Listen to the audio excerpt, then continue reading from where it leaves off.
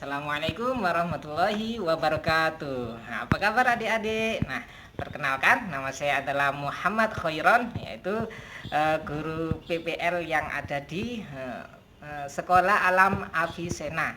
Nah, hari ini saya akan bercerita tentang Nabi Sulaiman, ya, salah satu dari 25 nabi.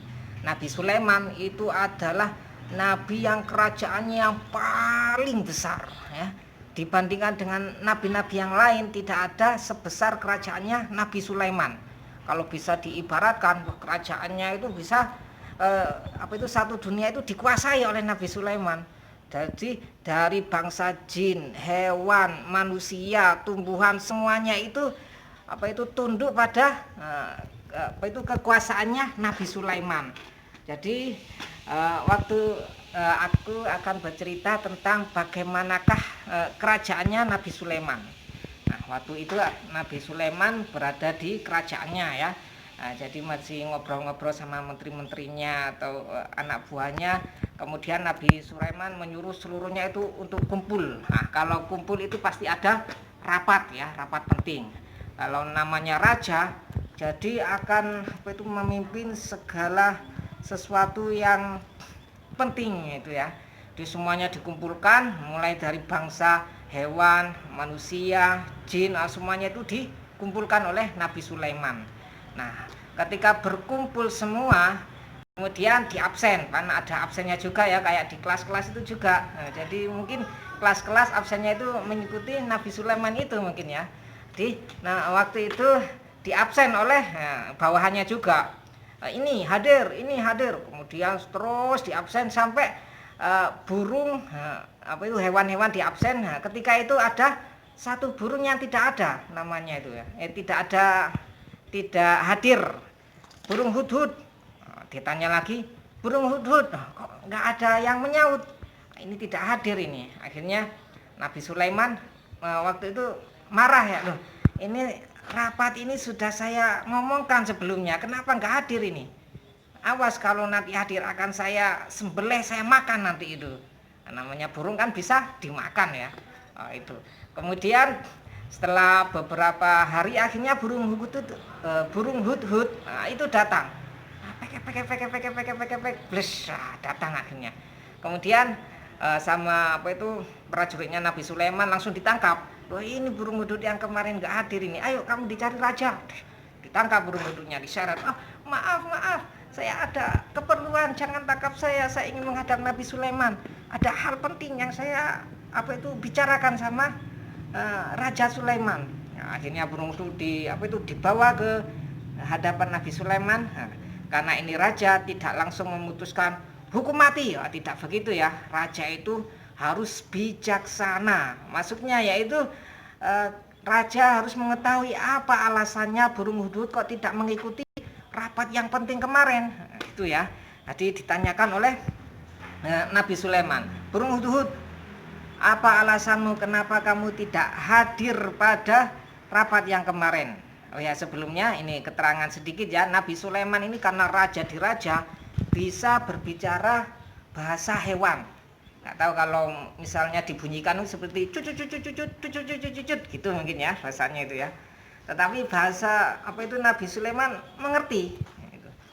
Nah, kemudian burung hudhud bercerita, maaf Nabi Sulaiman, saya waktu itu ketika perjalanan jauh, tahu di negeri apa itu ada kerajaan yang sangat megah.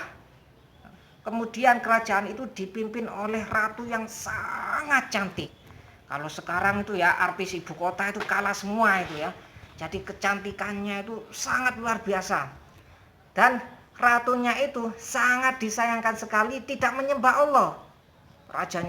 Kerajaannya sudah megah, ratunya sangat cantik, tapi menyembah matahari yang disembah.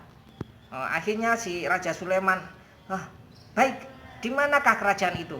Kerajaan itu ada di seberang pulau sana itu, wahai Nabi Sulaiman.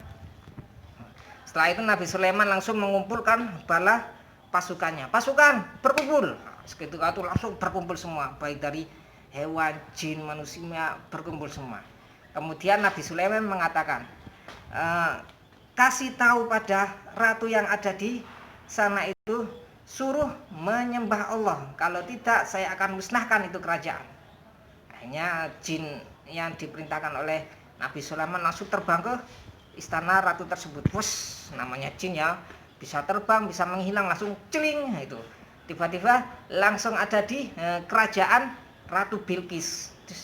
Kemudian jin tersebut mengatakan apa yang dikatakan oleh Nabi Sulaiman. Apa tadi yang dikatakan? Yaitu kalau dia tidak mau menyembah Allah, maka kerajaannya akan dibinasakan. Akhirnya Ratu Bilqis mempunyai mempunyai cara ya, ingin negosiasi bagaimana caranya biar tidak dibinasakan, tapi tetap tidak mau menyembah Tuhannya Nabi Sulaiman. Akhirnya Ratu Bilqis membawa emas, harta, semuanya itu dibawa oleh Ratu Bilqis, membawa yang banyak.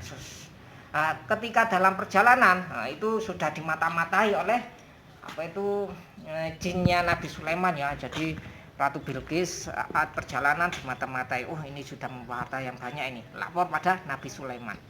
Ketika lapor, Nabi Sulaiman langsung mengatakan, "Hei para jin di sini, siapakah yang mampu membawa singgasananya Ratu Bilqis?" Namanya itu Ratu Bilqis itu ya. Ratu Bilqis itu siapa yang mampu? Terus ada jin yang sangat pintar. Kalau jin yang pintar di sana itu dinamakan jin ifrit. Kalau sampai sekarang kan itu terkenal ya jin ifrit. Jin ifrit itu jin yang sangat pintar ya, ilmunya itu sangat tinggi. Salah satu jin ifrit itu mengatakan, Nabi Sulaiman, saya sanggup membawa singgasananya Ratu Bilqis itu sebelum sampean itu berdiri dari tempat duduk Anda. Wah, ini pinter ini, kata Nabi Sulaiman. Iya, bagus.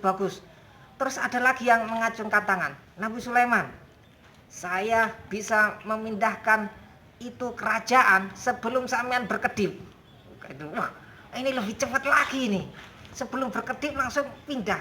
Baik, cepat laksanakan, kata Nabi Sulaiman. Ternyata benar, langsung kata jin ifrit itu, pindahlah, langsung pindah. Wush. Namanya singgasana itu ya, tempat duduknya ratu, terus hamparannya itu semuanya itu lengkap dipindah oleh jin ifrit tersebut. Bagaimana itu kehebatannya ya jin ifrit. Kalau misalnya di sini sekolah ini dicres langsung pindah ke Amerika, nanti ke Hawaii bisa itu. Masya Allah itu hebatnya itu ya. Kemudian karena singgasananya sudah lengkap dan sudah pindah semua ke di sampingnya kerajaannya Nabi Sulaiman, langsung Nabi Sulaiman menunggu Ratu Bilqis tersebut ya. Ratu Bilqis kan mau datang ke sana ya.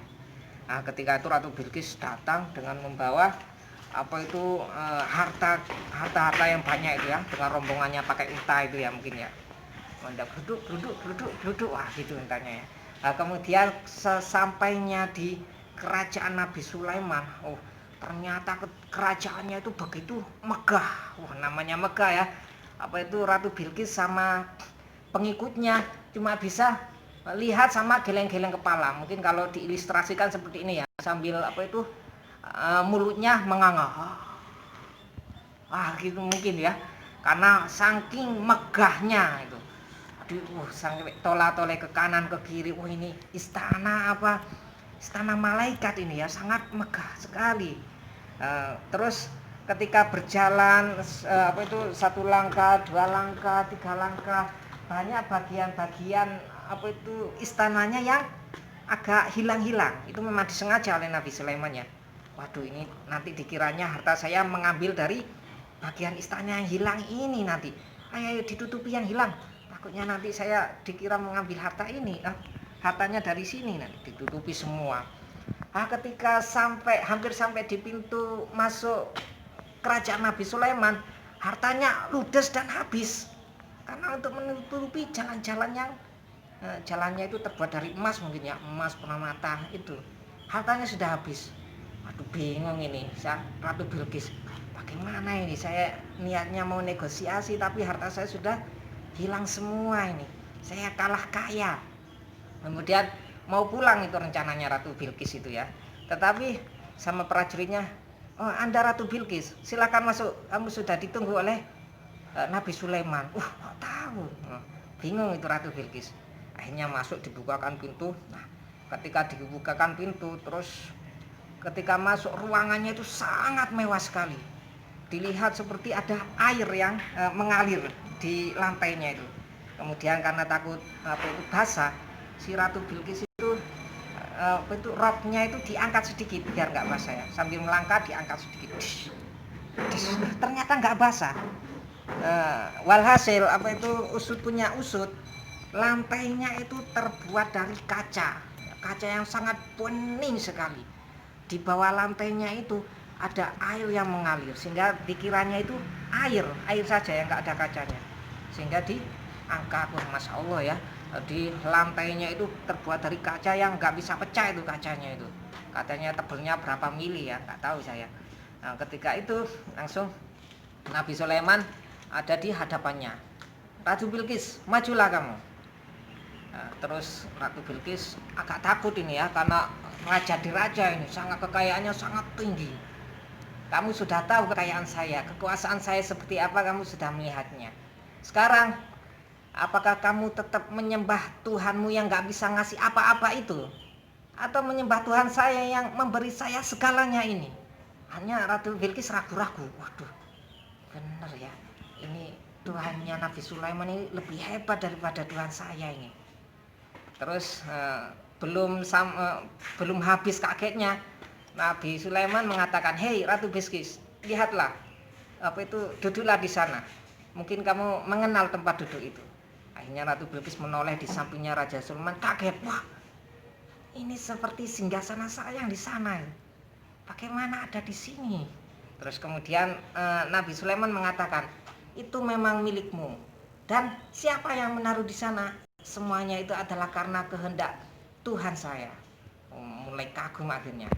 Karena kekaguman Ratu Bilqis terhadap kerajaan Nabi Sulaiman yang mana Nabi Sulaiman itu adalah raja di raja. Nah, akhirnya Ratu Bilqis tunduk pada Nabi Sulaiman dan mengakui bahwasannya Tuhan yang paling benar adalah Tuhannya Nabi Sulaiman, yaitu Allah Subhanahu wa Ta'ala. Kemudian Ratu Bilqis beriman pada Tuhannya Nabi Sulaiman.